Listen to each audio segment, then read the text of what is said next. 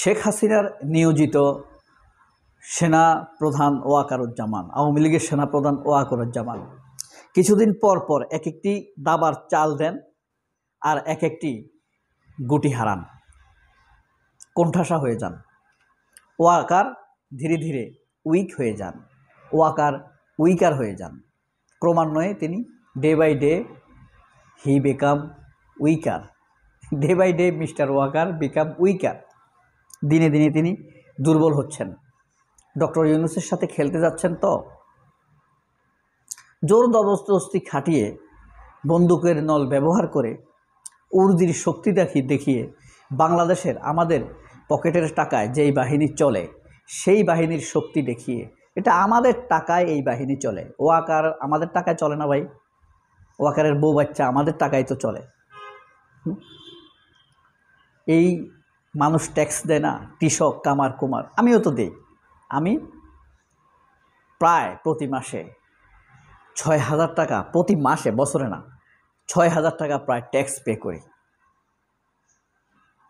সেই টাকা থেকে তো ওয়াকারের বেতন হয়, ওয়াকারের বউর শাড়ি কিনা হয়, বউয়ের গাড়ি ৩-৪টা গাড়ি ব্যবহার করে, বাড়ি করবে, ডিওএইচএসগুলো, এই যে defence officer housing society, DOHS, এগুলাতে তারা প্লট পায় না ৩-৪টা করে।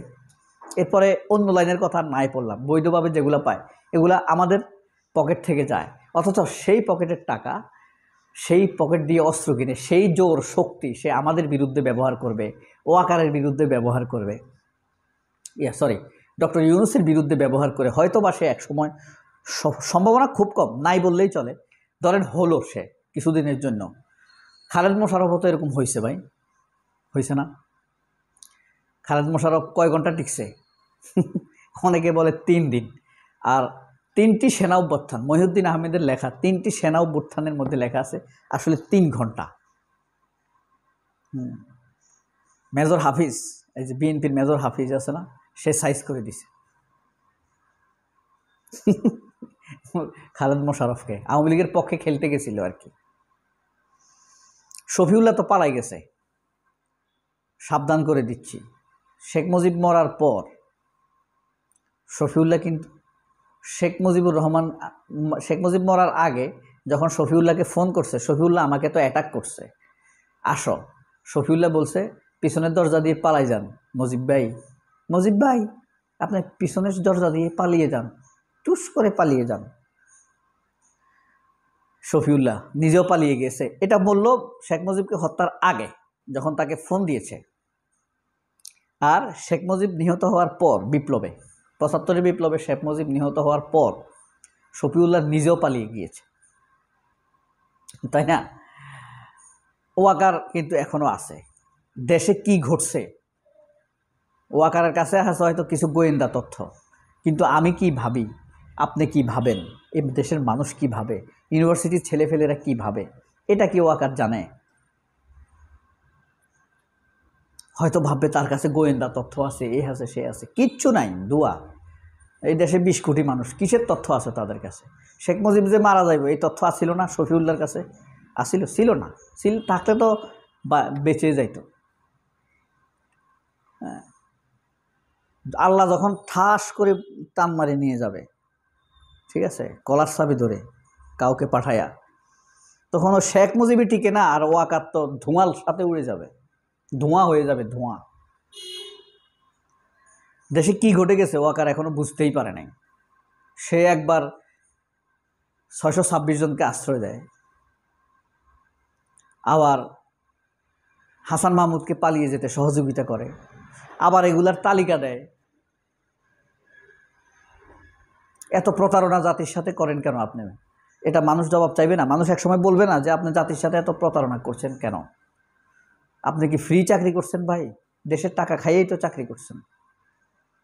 আর আপনার লোভ যদি না থাকে তাহলে আপনি চলে যান সম্মান দেখায়, যে আমি আর এখানে থাকবো না, এই পজিশনে আমি আর থাকবো না। আপনি বসে আছেন কেন? কোন লোভে? এত লোভ কেন আপনার?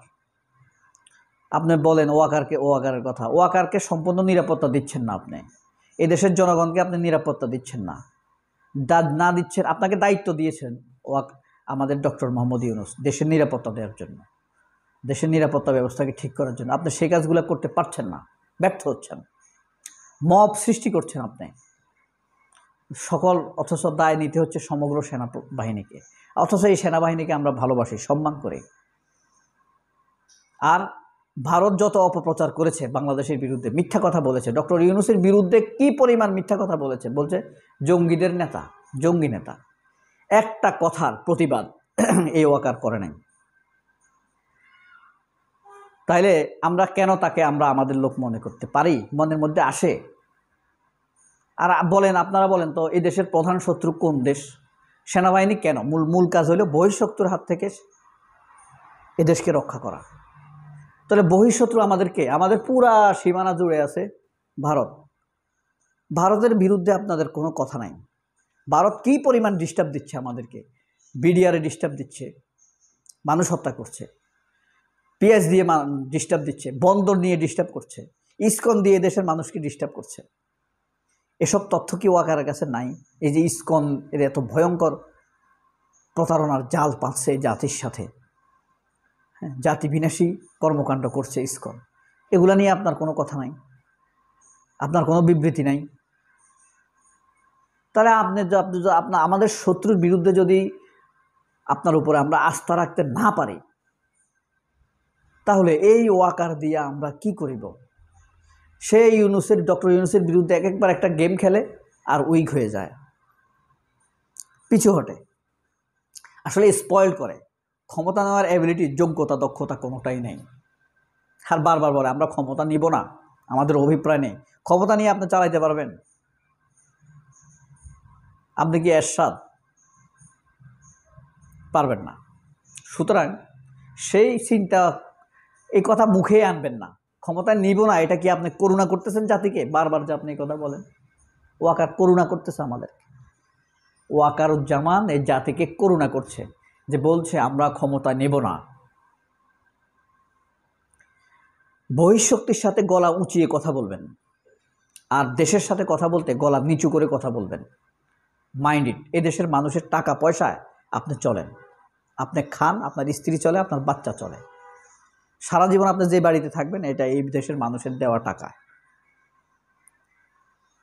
তাহলে হিসাব কিন্তু নাইলে পরে দিতে হবে ভাই, আপনাকে হিসাব মিস হবে না। কে ভাই, আপনি আপনার হিসাব নেবেন না? নেবেন। সবাই অনেক ভালো থাকবেন, আল্লাহর রহমতের সাথে থাকবেন। আল্লাহ হাফেজ।